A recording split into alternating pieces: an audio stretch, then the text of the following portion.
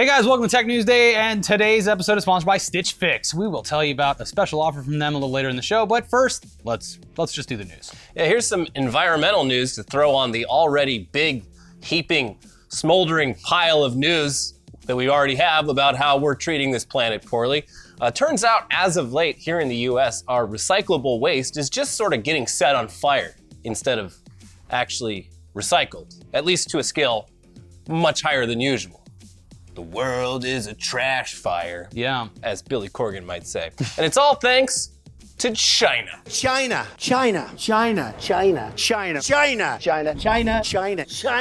Number one on our list of terrible people of this year so far? Well, okay, it's partially thanks to China. It's also probably fair to cast an equal amount of blame on ourselves though here. And by ourselves, I'm not just talking about the US, but I'm also talking about much of the developed Western world, because up until recently, the US and many other countries, we all just sort of sent our recyclable garbage over to China for them to deal with it over there. And then recently, China decided that they weren't gonna do it anymore, and we were just gonna have to deal with this ourselves. So 20 tons of dynamite it was. Up until very recently, a huge chunk of our household garbage eventually ended up on a cargo ship going halfway around the world to China, where it would be processed and made back into useful raw materials. When you put recyclables in the big blue bin provided to you by your city, the city itself usually doesn't do much with it aside from selling it to private contractors. These contractors separate the waste into categories like paper, plastic, glass, etc., and sell those as commodities to manufacturers. China used to be one of the biggest buyers, taking in around 26% of all US recyclable scrap, including 60% of all US waste paper exports. But in 2017, China announced that there would be some new, much more strict bans on what material they'd accept. And those new rules went into effect just a half year later, this past January a year ago. 2018, yeah. So anyway, as you might expect, China just pulling out, it completely disrupted the recycling industry, causing the value of these materials to drastically drop. With so much more supply and so much less demand, mixed paper went from selling for about $100 a ton to just $2 or $3 a ton, which is not good. Making things worse, some types of waste that weren't outright banned by China were now subject to significantly higher contamination standards. This meant that if China is buying, for example, corrugated cardboard waste, what they receive now has to be 99.5% corrugated cardboard, with only 0.5% of it being, plastic or whatever else might have gotten accidentally mixed in there. Someone left the tape on this used Amazon box. Can't take it. I don't know if that counts, but it is technically contamination. But the average contamination rate of US recyclables is currently at around 25%. So US recycling companies are now having to spend much more money on people and equipment to efficiently separate materials to meet these new standards for China, all while making much less money. Cities have now gone from selling recyclable waste to processors at a profit to actually paying these processors to take the waste off their hands. So instead, a lot of cities are now selling as much waste as they can to incineration plants to be used to create energy and harvest metals. But this isn't really ideal for those plants because they have federal air quality standards to comply with. And adding paper and plastic to their fuel means having to be a lot more careful about that. Also, just because it meets air quality standards doesn't mean it's good. It's still throwing a ton of CO2 in the air at a time when we really need to be aggressively getting away from doing that sort of thing, at least trying. Yeah, so these incineration plants, they're also quite unhealthy to live near, as evidenced by the situation in Chester, Pennsylvania, home of the incinerator that's now burning half of Philadelphia and the general tri-state area's recyclables. 4 in 10 kids in Chester have asthma, and rates of ovarian cancer, lung cancer, heart disease, and stroke are all significantly higher than the rest of Pennsylvania. Wonder why. Could be all the trash they're burning. I think it's pretty. Anyways, there's now new companies, seizing the opportunity. The invisible hand is at work here. New people are coming in to do what was previously done in China here in the US, but of course it'll take years before they're close to making up for China's absence. And in the meantime, the only solutions are to just burn more trash or make more landfills, both of which put a ton of toxic gases into our air. No, I just follow all those Instagram accounts that pitch products like edible bowls. So you finish the cereal and then you eat your trash. I think we need to build the biggest dick toilet of all, one that goes all the way to the Earth's core. Yeah, Jesus gave us an incinerator. It's in the middle of the Earth. God put it there for a reason, right? Yeah. Yeah. Oh, also, meanwhile, there's a a trash fire in Arkansas that's been burning for 7 months now. Because people are just like, just throw the trash in the hole and set it on fire. And now it hasn't gone out yet. I'm sure they'll figure it out. I'm sure they'll get to the bottom of that. But basically, the entire U.S. waste supply chain needs to figure itself out real quick in the next couple of years, and a big part of that is going to have to involve changing the culture around recycling. For years, most U.S. cities have used what's known as single-stream recycling, where you just put all your recyclables in one bin to be separated later by someone else. This is largely responsible for why our recyclables are so contaminated. In a lot of other countries, it's normal to separate recyclables yourself before they ever get picked up. And getting people to start doing that would go a long way to fixing this problem. I don't know, sounds like socialism. It sounds like a lot of work. I mean, I'll admit, like, we didn't even have a recycling dumpster at my complex until last year. Yeah, it's like, America is just does not give a shit about this. Yeah, and I'm pretty sure I've seen trash bags with normal trash in it because the one will overflow and they'll just be like, well, it's better than leaving it on the street. No one, it's just, this is a category that America is just very bad at and very stupid at. Yeah. Now, of course, this whole separating recyclables thing, it might be a lot to ask because we're just kind of uneducated here about what's even recyclable and just so behind when it comes to this issue in general. Yeah, there's shit like reading this that I didn't even fucking know about. Like, apparently plastic bags, you shouldn't put those in the recyclables because they're a big part of the reason for the contamination. When they're going through the sorting shit, they just get torn up. And now you've got plastic bag and everything. Yeah, we just throw it in the ocean. That's what I thought we did, right? Well, there's also that. Plastic bags in general are bad. I guess there's a lot of good reasons why they wanted to get rid of those. I bought reusable bags, and call me a liberal cuck, but they work great. They fit a lot more of your groceries in them, so you have to carry less. And I really can't see any downside to it. They even give me 10 cents off per bag at the register. I always forget to bring them, so I usually just end up carrying everything in my arms. Like, no, I'm gonna be environmentally conscious and not get a bag, but I'm also not gonna make it easy on myself. Just gotta carry all these one day loose you'll items. learn. You'll learn. Yeah, I'm punishing myself for not thinking ahead. Yeah, the beatings will continue until you take your fucking reusable bags. Yeah. Yeah. So, you know what you do? You go get one of those fucking giant ones from IKEA that's supposed to fit like furniture and plates in it and just load all your groceries in that. You just got one. Or one of those Comic-Con bags. Yes. Yeah. Put all my Campbell soup cans in poster tubes.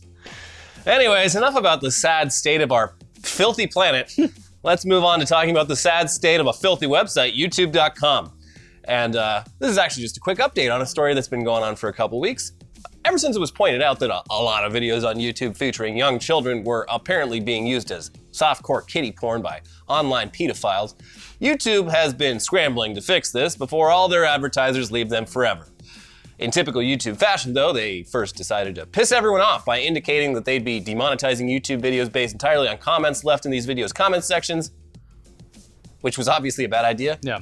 But they never actually did it. It turned out this was just a temporary solution for only select videos, just to ensure that those big advertisers, those whales, were gonna keep showing up and not gonna show up on the suspicious content before YouTube could get to it. Yeah. So now it appears they've partially solved the problem in the most simple way possible. The problem was weirdos leaving creepy comments in timestamps of kids in compromising positions on videos featuring kids. So YouTube is just going ahead and disabling comments altogether on videos featuring children. Bye, philanderer. Philanderer is someone that fucks things, right? A philanderer is someone who donates money to the local community. Really? I'm a philanderer. I don't think so. No, that's philanthropist. That's philanthropist. Anyways, it's unclear exactly how they're going to go about enforcing this, but they say that in a few months they're going to be rolling out a new set of moderation tools for channels that feature children. And for now, they've whitelisted a handful of kids' channels they believe already moderate their comments properly. So, of course, one thing that this doesn't address at all is the fact that it has been shown that watching just a few home videos of kids on YouTube, it basically gets the algorithm to show you a steady stream of those kinds of videos. How YouTube's algorithm works is a well-kept secret, but one thing that's pretty clear is that YouTube recommends videos by comparing you to other users with similar viewing habits and showing you videos that those other people liked. So if you're a pedophile, they're gonna show you what all the other pedophiles like. That's how it works. YouTube's gonna call all of them one day and say, hey, guess what? Good news, you just won a boat. It's down at the police office. That'd be cool. Anyways, that original video by Matt Watson that set this whole thing off, it demonstrated that by just clicking on a handful of videos of little kids like swimming and doing gymnastics and shit, you now get served a steady diet of just that. So yeah, just because pedophiles can't comment anymore doesn't mean they aren't still using YouTube's recommendations exactly the same as before. So I don't know, hopefully that's something that's being dealt with. Yeah, you would hope. You would hope. Anyways, before we get to the rest of this week's news, it's time for a word from this week's sponsor, Stitch Fix. Stitch Fix is an online personal styling service that finds and delivers clothes, shoes, and accessories to fit your body, budget, and lifestyle. Just go to stitchfix.com/newsday and tell them your sizes, what styles you like, and how much you want to spend on each item. You'll be paired with your very own personal stylist who will hand-pick items to send right to your door. Then you try them on, you pay for only what you love, and you return the rest. Shipping, exchanges, and returns are always free. There's no subscription required. You can sign up to receive scheduled shipments or just get your fix whenever you want. Stitch Fix's styling fee, it's only $20, and that's applied toward anything that you keep from your shipment. So get started now at stitchfix.com/newsday, and you'll get an extra 25% off if you keep all the items in your box. That is stitchfix.com/newsday to get started today. stitchfix.com/newsday. There's a link in the description. You'll find it. Anyway, now on to some Facebook news. And as you know by now, Facebook news is never good news. Oh, come on, guys. Really? One episode you can't do a bunch of good Facebook news? Sorry, Mark. But I had a big get-together, and I was able to invite all my friends very easily. Everyone had as much smoked meat as they wanted. Brisket and ribs. Yeah, Sweet baby Ray's. Sorry, Mark. The latest bad news out of Facebook is just further proof that these people are absolutely 100% not trustworthy. For years, Facebook, like many sites and services, started really pestering its users to set up two-factor authentication, where you give them your phone number so that if you're locked out of your account or are signing in from a suspicious device, they can easily verify that it's actually you by sending you a verification code via text and letting you sign in. It also prevents shady people who aren't you from accessing your account. Yeah, two-factor authentication is good, but since Facebook's involved, you know that what Facebook did with it is bad. Because Facebook used two-factor authentication as a front for harvesting everyone's phone numbers the same way they harvest all your personal information that you post on there. Now, Facebook admitted back in September that, okay, yeah, they weren't just using those phone numbers for security purposes. They were also using them to serve targeted ads. It turns out your phone number is a really great way to track your activity across every platform on the internet. And Facebook got everyone to hand it over by lying about it. Yeah, I guess we flat out lied. Now this week it turns out those phone numbers that everyone handed over in the name of security can also be used to look up your profile, and you can't disable that. I mean, you can set it so that only friends are able to do it, but that's it. Once you've given Facebook your phone number, there is no getting it back. It's theirs now. The larger story here, though, is that your phone number has pretty much nowadays, it's become one of the most valuable pieces of data about you. It's like the key that binds it all together. A Facebook profile is just one profile of a person, but a phone number allows an advertiser to know a whole lot more about you based on everywhere you've ever used your phone number to sign in or verify your identity, which is a lot of fucking places. And another shitty thing Facebook got caught doing this week involves that incredibly shady spyware app that they started paying people to install on their phones a little while back. If you recall, back in January, it came out that Facebook had been paying users $20 a month to install an app called Facebook Research on their phones that claimed to be a VPN, but it was really just an app to track and harvest data about every single thing you do on your phone. At the time, aside from the general grossness of this, what was particularly gross about it was that at least some of the people using the app were underage teens. But Facebook at the time insisted that teens, they only made up less than 5% of the app's user base, which I would argue is still fucked up. Yeah. And they should get in a lot of trouble for it. They also said that underage users were required to submit signed parental consent forms, of which I'm sure there are so many. Yeah, well, it turns out they flat out lied. The 5% figure was just a number fudge to make themselves sound slightly less sketchy. They were actually referring to how many teens were using the service currently. Like, oh, how many teens are on it? Well, 5%. Now that's creative linguistics. Yeah, they were not talking about the program's lifespan, because it turns out the teenage user base across the program's lifespan was closer to 18%. Also, the whole parental consent thing amounted to a kid checking a box that promised that they had their parents' permission. I knew it. I knew it was going to be worse than what you said. Yeah. And I was right. So not only was Facebook giving kids $20 a month to track all their digital activity, something a child absolutely doesn't fully understand the danger of. They also lied about it to the press when they were confronted. We only know the truth here because Senator Mark Warner sent Facebook a letter demanding answers about all this, and they responded because he's one of the few people in government who is actually properly calling them out on all their bullshit. So, Mark Warner he's been on Facebook's ass for a while now. Well, the other thing that the thing that you have to bring up about the phone numbers and stuff too is like they were asking, and probably I assume still to this day, they asked to have access to your contacts, and then without even your consent, the Facebook could have your phone number because your friend gave them access to their address book, and their address book has everyone's. It is completely fucked.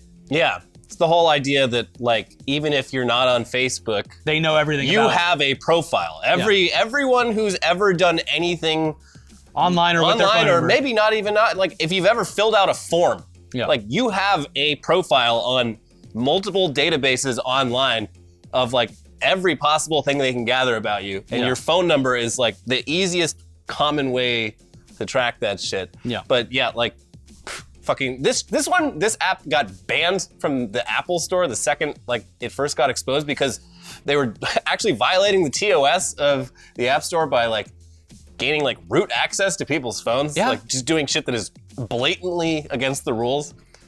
But even at the time, move fast and break stuff. I guess when the app got taken down, Facebook's like, we've chosen to take the app down. It's like, no, that's not what actually happened. Like Apple forced you to take it down because it was bad. So as with every time we talk about Facebook, fuck Facebook. These people are vampires. But speaking of harvesting data off of unsuspecting kids, TikTok, previously known as Musical.ly, got fined $5.7 million last week for illegally collecting kids' data.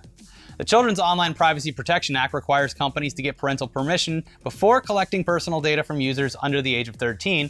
And of course, TikTok is quite popular among the under 13 crowd. The tweens. Everyone knows this, and TikTok knew this, but the FTC says that they flagrantly disregarded the law by not trying harder to not do this.